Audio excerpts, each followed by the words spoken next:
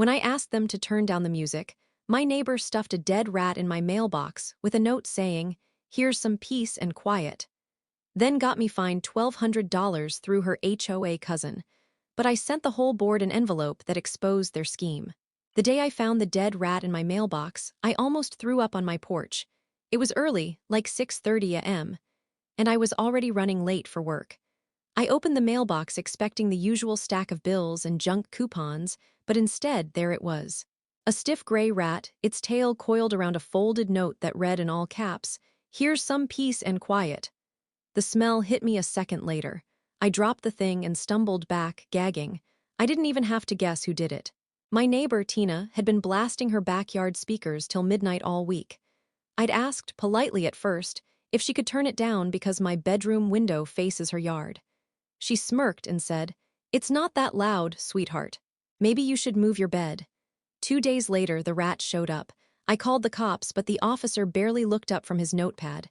"No proof," he said. "Could be a prank." He told me to clean it up, file a report online, and that was that. No fingerprints, no cameras, nothing. Then came the HOA letter. Apparently, I'd been formally warned for harassment and creating community tension. According to the complaint, I'd been banging on neighbors' fences and yelling profanity late at night. Total lies. The fine was $1,200 for disturbance and noncompliance. I remember standing in my kitchen rereading that letter 3 times before I started shaking. I emailed the HOA demanding to know who filed the complaint. No response. I tried calling. Voicemail. Then a week later, I got another letter, this one labeling my property as a disturbance residence. That label goes on record with the city. It means if I get one more incident, the HOA can start eviction proceedings. For my own house. I started asking around the neighborhood, and one older guy, Mr. Hill from down the block, told me quietly, "You didn't hear it from me, but the HOA president is Tina's cousin. They do barbecues together. You're not gonna win this one, son." That night, I sat in my living room staring at that rat photo on my phone, the one I'd taken for the police report. I zoomed in on the note, then the handwriting. Curved S's, sharp T's. Same as the one she left on my door a few months ago about mowing too early. It wasn't just a prank anymore. It was a setup. So I started digging. And what I found made the rat seem like a joke. Because when I traced the HOA's anonymous report back to its source, I discovered something that could make the entire board crumble if it got out. Let's just say, there's a reason I sent them all envelopes a week later, each one containing a little piece of truth they couldn't ignore. But before that happened, I had to learn exactly how deep Tina's little family operation went. I moved into that house in Riverside, California, 2 years ago. I'd just gotten out of a messy breakup, and buying a place felt like reclaiming some control over my life. Quiet neighborhood, cul-de-sac, well-kept lawns, and that mandatory HOA everyone said keeps things peaceful. At first, it did. Then Tina moved in next door. At first glance, she looked normal, mid-30s, single mom, always on her phone. She had a teenage son, Tyler, who'd skateboard down the middle of the street blasting music. I didn't mind much until summer rolled around. That's when she bought those massive outdoor speakers, the kind that make your walls shake when bass hits. The first few nights I tried to ignore it. I'd work early shifts and come home exhausted, only to hear her party crowd screaming karaoke till midnight. I knocked on her door one night, calmly. She opened it holding a drink, looked me up and down, and said, "We're just having fun. Don't be that guy." "The guy who wants to sleep?" I asked. She rolled her eyes. "Call the cops then, see what happens." That was the beginning. The first time I actually called the HOA to report the noise, the lady on the phone sounded annoyed. "We've already received multiple complaints about you," she said. I froze. "Excuse me, about me?" Apparently, someone had been filing reports saying I was verbally aggressive toward neighbors and constantly complaining. When I asked for proof, she said those reports were confidential. I hung up shaking. A few days later, my trash cans were kicked over. My car was keyed, not deep enough to file insurance, but enough to leave a mark. I started sleeping with my window shut, fan on full blast just to drown her out. Then one night, I caught Tina and another woman. I'd later learn it was Maggie, the HOA president, standing at the end of my driveway with their phones out, pointing toward my house. When I stepped outside, they acted startled. Tina smiled and said, "Just checking the property lines." That was when I bought a cheap security camera for the front porch. It wasn't fancy, but it saved footage automatically to my cloud. A week later, I got that dead rat. But after the fine, something in me flipped. I started researching the HOA board, names, connections, property records. I learned Maggie owned a landscaping business, and guess whose lawn service she exclusively used for her clients? Tina's brother. And guess who did the paperwork for all of it? The HOA treasurer, another relative. It was a small-town corruption web hiding behind suburban smiles. That's when I realized the fines weren't random. They were running a racket, targeting homeowners they didn't like, hitting them with trumped-up violations, collecting fines, and pocketing kickbacks through contracted services. I didn't just want to fight back. I wanted to destroy the entire scheme. So I decided to start with Tina. And to do that, I needed evidence, proof she'd been harassing me and lying to the HOA. Proof that couldn't be ignored, twisted, or denied. And the way I got it? Let's just say it started with one small delivery. Something I left right on her porch, in plain sight. I knew if I wanted to expose Tina, I couldn't just accuse her. I needed her to expose herself. So I got sneaky. First, I ordered a cheap Bluetooth speaker off Amazon, one I could control from my phone.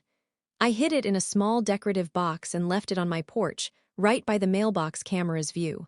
The idea was simple: make her think she had another excuse to mess with me. That weekend, I waited until she started her usual party. Music blasting, drunk laughter, dogs barking. I opened the app, turned my little speaker on, and played white noise, barely audible from her yard, but enough to make her curious. Sure enough, I heard her yelling to someone, "He's doing that noise thing again." Then the sound of her gate slamming. I didn't move. I just watched my phone's live feed as she stomped up my driveway, phone in hand, filming herself ranting about how this psycho neighbor keeps harassing me. Then she picked up the box and threw it into the street. Got it all on camera. When she realized the box had a camera aimed right at her, she froze, cursed, then ran back to her yard. 30 minutes later, I got a text from an unknown number. "You're gonna regret that." A minute later, ding. An email notification from the HOA. "You have been issued a second citation for harassment. This is your final warning before legal action." It was all too perfect, too fast, like they were just waiting for her to call. That's when I knew she wasn't just reporting me. She was in direct contact with someone on the HOA board, probably Maggie, the president. So I started collecting everything. Every text, every video, every sound complaint I filed, even the ones that went ignored. I called the police again, and this time, I insisted on filing a full harassment report. The officer rolled his eyes but took it down. The next day, I got another surprise: a certified letter taped to my front door. Notice of violation, unsanctioned recording equipment. Apparently, my own security camera now violated HOA privacy standards. That was it for me. I started reaching out to other neighbors. Quietly. And one by one, I learned I wasn't alone. A retired couple had been fined for having improper fencing, even though their fence matched the HOA code perfectly. Another guy was fined for illegal paint colors when he hadn't painted his house in 5 years. Every single person had something in common. They'd complained about either Tina or Maggie. The web was bigger than I thought.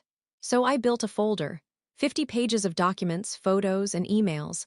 I printed everything. Then I made 6 copies. Each went into a thick brown envelope with a label that said, "For HOA Board Review, documented evidence of fraud and harassment."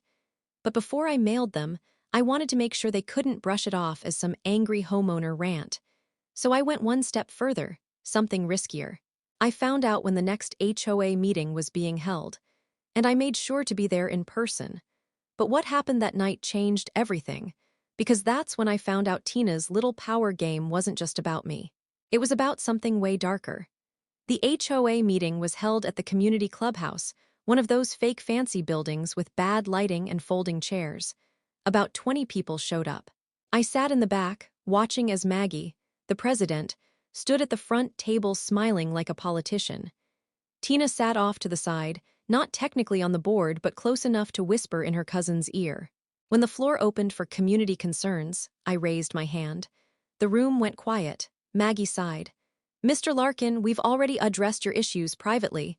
No, I interrupted. You ignored them. Now I have proof that this board is lying to residents and misusing fines for personal gain.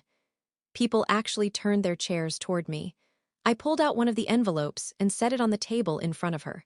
This contains copies of fraudulent invoices, harassment reports, and video evidence that one of your trusted members vandalized my property. Maggie's smile twitched. Tina's jaw tightened. Before she could speak, I turned to the crowd. You want to know where your fines are going? Landscaping contracts, awarded exclusively to Maggie's brother-in-law. Maintenance invoices signed by her cousin, Tina. I traced payments going straight into a private account under their family name. Gasps. Someone actually clapped. Maggie grabbed the envelope, flipped it open, and her face drained of color. Then she tried to compose herself. This is slander, she said coldly. You'll be hearing from our attorney. I just smiled. You'll be hearing from the city. They already have copies. They didn't yet, but she didn't know that. That's when Tina snapped. She jumped up and shouted, You think you can just move in here and ruin our lives? You don't even belong in this neighborhood. That line, you don't belong here. It stuck with me. Because after the meeting, an older woman named Carol, one of the few board members who seemed genuinely shocked, pulled me aside. She whispered, They've been doing this for years. Anyone who doesn't fit their image of the neighborhood gets targeted until they move out. I asked what she meant, and she hesitated before saying quietly, They call it cleaning up the community. That's when it hit me. I wasn't their first victim. I was just their latest project. The noise complaints, the fines, the harassment, it wasn't random. They'd been running off anyone they didn't like. A single mom who rented her place. Gone after a pet violation. A Latino family down the street. Evicted after structural code violations. They were selectively bullying people out of the neighborhood to keep it looking the way they wanted. It wasn't just corruption. It was discrimination wrapped in bureaucracy. But the biggest shock came later that night. When I got home, there was a single envelope on my porch. Inside was a photo of my car, taken from behind the fence, my license plate circled in red marker, and a note that said, Keep talking and the next thing you find won't be a rat. No signature, no return address. But I knew that handwriting anywhere. Tina. I reported it to the police again, but they said without a direct threat, they couldn't act. That was when I realized legal routes weren't going to save me. If I wanted this to stop, I had to make it personal. And I already knew exactly how I'd do it, by turning their own scheme against them. After that meeting, I sat at my kitchen table with a beer gone flat and 6 thick brown envelopes staring back at me like juries. I'd printed everything. Bank transfers, copies of invoices, screenshots of texts where Maggie congratulated Tina on taking care of problem neighbors. My porch camera footage of Tina tossing the box in the street. The photo of the dead rat. The certificate of the HOA's tax ID. And a little spreadsheet I'd made that showed cash moving between accounts in patterns that didn't make sense unless you assumed kickbacks. What people don't tell you about getting angry is that it's boring as hell at first. Most of revenge is paperwork. Most of the real work is turning emotion into a file you can hand to a real person who has the power to do something. The plan I sketched that night had 3 parts: document, amplify, and force scrutiny. Document, I wasn't done collecting receipts. I drove to City Hall and requested public records, permits, contractor licenses, anything tied to the HOA bank. I stood in line like everyone else and acted annoyingly cheerful while I filed a few formal records requests. I recorded phone calls. State laws in California allow one-party recordings. I tell you because people deserve to know how I protected myself. I backed up footage in 3 places: cloud, external hard drive, and an email account I never used for anything else. I created a timeline, dates, times, photos, witnesses. Organized, labeled, notarized a few key documents. Real attorneys love order. Amplify, truth is a weapon only when people see it. I drafted a letter to the local paper, the City Beat reporter who had written about HOA fights before, and I wrote it like a goddamn movie pitch. Riverside HOA accused of systematic harassment and misappropriation of funds. I attached a redacted packet of the worst stuff and promised more if they called. I set up an anonymous tip account and sent the same packet to the county code enforcement and the state attorney general's office. I found an old homeowner who'd been forced out 5 years ago and convinced him to write an affidavit about being targeted. That affidavit, I decided, would be the hook for the reporter. Forced scrutiny. The HOA hides behind rules. Rules only hold when someone with authority enforces them. I prepared formal complaints, civil, administrative, criminal fraud, so that when the paper published and the city opened a cursory investigation, there'd be an actual trail for them to follow. I made sure every complaint had a specific ask: subpoena bank records, audit maintenance contracts, and inspect disturbance files. I learned which agencies could demand those records and how to phrase requests so they were taken seriously. Again, paperwork. Annoying but effective. Then, the envelopes. I didn't mail them. I hand-delivered each one to every board member's front porch between 11:30 a.m. and 12:30 p.m. on a weekday when people were either at work or, if they were home, less likely to suspect an obvious ploy. Each envelope was identical. 4 HOA board review documented evidence of fraud and harassment. No return address. No signature. I left them where a neighbor kid walking the dog would see them and maybe say, "Hey, did you get this?" I wanted whispers. And I set a timer on my phone. I wanted the first reaction to be conversation, not panic. I wanted neighbors to open one envelope, read 10 pages, call another neighbor and say, "You see this." I wanted the board scattered and confused, not united. I also took a risk. I posted a single, anonymous note on the neighborhood Facebook group, just one line: "If anyone's been fined unfairly, DM me, I have paperwork." I didn't sign it. I watched the notifications explode. Within an hour, I had 3 new messages. Within a day, I had 12. It felt dangerous in the best possible way. It felt like starting a chain reaction. By noon the next day, I'd already seen the first fishers. Maggie texted Tina something that looked like panic. Tina responded with one word. I'd screenshot it. What I didn't know then was how badly I was about to misread who had eyes on me, and how a single phone call later that week would flip everything I thought I knew upside down. It was 3 days after I dropped the envelopes when I got the call. Unknown number. The voice on the other end said, "Mr. Larkin, my name's Daniel Torres. I'm with the Riverside County Fraud Division. You submitted some documentation to our office." My stomach tightened. I tried to sound calm. "Yeah, I did," he said. "I can't discuss much over the phone, but I'd like to meet and go over some of this in person. We've had other complaints about that HOA." Finally, someone was actually listening. We met the next day at a coffee shop downtown.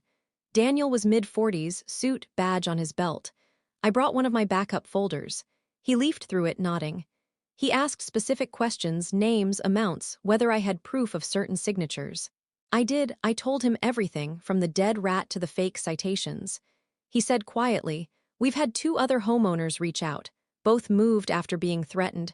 You did the right thing documenting all this." For the first time in months, I felt like I wasn't crazy. I left that cafe lighter, hopeful. Then that night, something weird happened. I logged into my security camera app to check the footage, and the login failed. I tried again. Password error. I checked my email. Nothing. Then I tried the cloud backup. Also gone. Every file from the last month deleted. My stomach dropped. I went outside to check the physical camera. The lens had been smashed. Someone had climbed my porch and shattered it with something heavy. I called the police again. They took another useless report. The next morning, Daniel called me back. "Hey," he said, "I've been going over your documents. There's just one issue. I can't find the payment record you mentioned, the one showing the HOA account transfer." "I sent it," I said. "It was in the packet. Not in the copy I received." I paused. "Didn't you get it from the Attorney General's tip line?" Silence. Then, "What tip line?" That's when my chest went cold. Because I hadn't given my number to anyone but that tip line. I pulled up my call history. The number Daniel used wasn't a government line. I Googled it. No match. Then I checked the metadata on the emails I'd sent. One had been opened from an IP address located in my own neighborhood. Tina's Wi-Fi network popped up every time I scanned my devices. It was named HOA Queen. I realized what had happened. Someone had intercepted my submission. Someone had faked being from the fraud division to see what I had, and probably to get the files. I called the actual county office the next morning. The woman on the phone told me, "We don't have anyone named Daniel Torres working here." The floor fell out. They'd set me up again. Only this time, they hadn't just smeared me. They'd stolen my evidence. That night, I sat in the dark, watching headlights slide across my blinds, shaking with a mix of fear and fury. They thought they'd won. But what they didn't know was that I'd made one last copy of everything, a version they didn't find. And this one wasn't digital. It was physical, hidden. And that was the moment my plan changed. No more tip lines, no more patience. If they wanted to play dirty, I'd show them what dirty looked like. Because the next person I was going to expose wasn't Tina or Maggie. It was the man behind all of it, the one they were both protecting. The one name I hadn't noticed until I looked at the HOA's financial filings more closely. A name that showed up again and again under every contract, signature, and bank deposit. Maggie's husband. And what he was doing with that money made everything else look tame. When I finally pieced it together, I sat there staring at the spreadsheet like it was written in another language. The name, William Carrington, Maggie's husband. Quiet guy, never came to meetings, always working late. His name kept showing up on invoices that were supposedly for community maintenance, tree trimming, fence repairs, irrigation inspections. But those payments didn't go to any registered business. They went straight to a shell company, Riverside Property Renewal LLC. When I ran that company through the state database, I nearly dropped my phone. The listed address. My own neighborhood clubhouse. The registered agent? William Carrington. The HOA wasn't just corrupt. It was laundering money through fake maintenance jobs, funneling the cash straight to Williams LLC. That's where all our fines were ending up. The rat, the lies, the harassment, it was all part of a strategy to manufacture fines against whoever pushed back or asked questions. More fines meant more fake maintenance fees. And every dollar of that went right into William's pocket. I dug deeper. County property records showed that 3 houses in the neighborhood, the same ones where owners had been forced out for repeated violations, were now owned by another LLC registered to William. He'd been using the HOA fines and false citations to bully people out, foreclose on their properties through non-payment penalties, and buy the homes himself dirt cheap. He was flipping them, selling them for triple what he paid. Tina wasn't just some petty neighbor with a grudge. She was the muscle, the one who started drama and baited complaints so the board had evidence to find someone. Maggie handled the paperwork, and William cashed in. That line Tina had screamed, "You don't belong here." It wasn't personal. It was business. They targeted single homeowners, renters, anyone who looked like they didn't fit the ideal buyer profile. People who wouldn't fight long because the stress wasn't worth it. They'd been turning a middle-class neighborhood into a curated real estate portfolio. I checked the dates.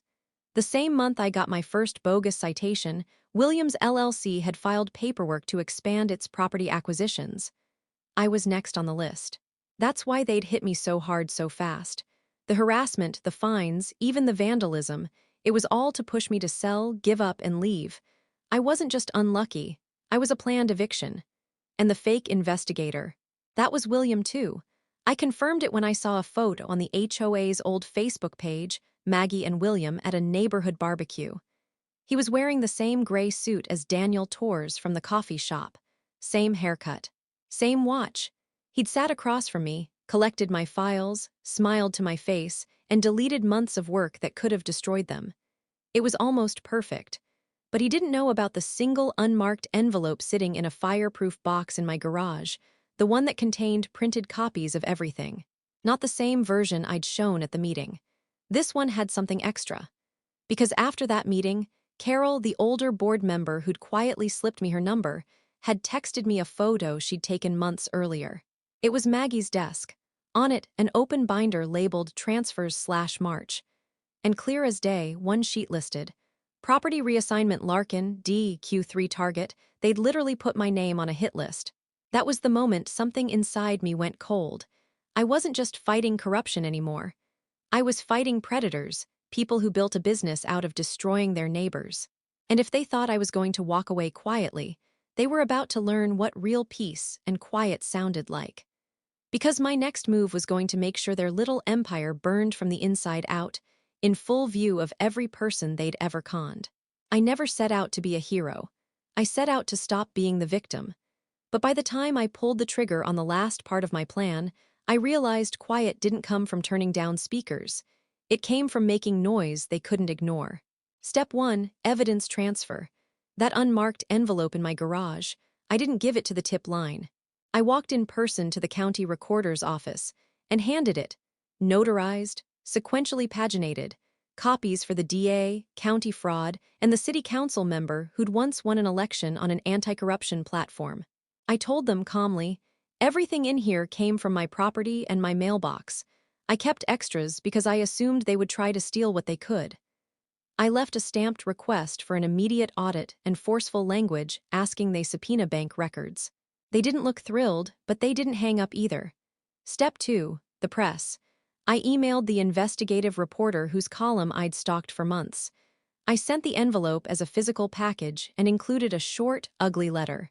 You want a story about small-time corruption? Here's the heist. I signed it with my name and the dead rat photo as a bonus clickbait. 3 days later, the reporter called. She moved faster than I expected. On day 5, her byline hit the local paper. Riverside HOA allegedly laundered millions, forced homeowners out. The headline was a hand grenade. Step 3, trigger the institutions. The bank holding the HOA accounts got a certified letter from the county fraud office the same morning the article went live. The bank froze accounts. Title insurance companies started sending auditors. Buyers who'd been in escrow with Williams Flips suddenly saw emails from underwriters asking hard questions. Contractors who'd been paid by Riverside Property Renewal, LLC, got calls asking where their invoices were. Nobody could sweep anything under the rug. But the move that opened them up was something I did on a stupid, petty instinct. I called Tina. Not to threaten her, but to bait her. I knew she'd brag. I knew she'd call Maggie. I set my phone to record California One Party. I let the conversation run, Tina's voice, high and anxious, bragging that we've got him freaked out, and that William took care of the camera, don't worry. Then Maggie on speaker, her voice flat, calculating. We'll take Larkin's house if he doesn't stop.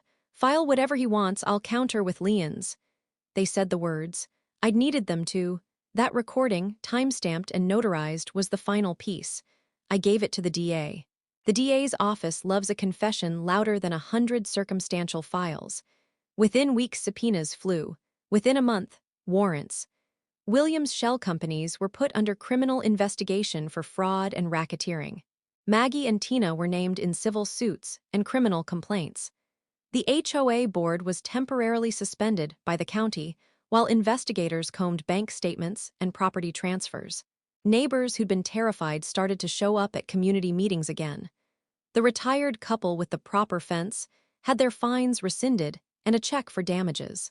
The Latino family who'd been bullied back into poverty had a lawyer offering pro bono help to challenge the illegal foreclosures. People who'd whispered on porches now packed the clubhouse. There were losses. My camera never came back. Someone keyed my car again. I paid legal fees. The county slapped my house with a temporary lien on procedural grounds while things sorted. A bureaucratic paper cut that hurt. But the lien was rescinded when the DA's investigators moved fast. I lost sleep and a lot of trust, but I kept my home. William's arrest felt anticlimactic in person. He was not the polished Daniel Torres. He was tired, middle-aged, and furious. His eyes had that slow, thin panic you see on men who thought they were untouchable. The banker who'd laundered the fistfuls of cash took a deal and flipped. Maggie and Tina faced both criminal charges and a mountain of civil suits. The HOA board dissolved. New members were elected from the neighborhood. Carol, who'd slipped me that binder photo, kept her job and a small smile. Satisfaction wasn't cinematic. It came in small things. Neighbors returning to block parties that didn't include intimidation. The orange notice of violation sticking out of my mailbox replaced by a neighbor's flyer for a community yard sale. A kid on a skateboard who finally learned to respect decibel meters. The label disturbance property was pulled from my record. The dead rat never got an apology. In the end, the revenge was paper and patience and one perfectly timed phone call. They taught me that when people try to drown you out, the loudest noise you can make is bureaucracy. Forms, subpoenas, notarized recordings, and reporters who smell blood. And the kicker, I asked the paper to run one last line at the bottom of the follow-up. Quiet achieved.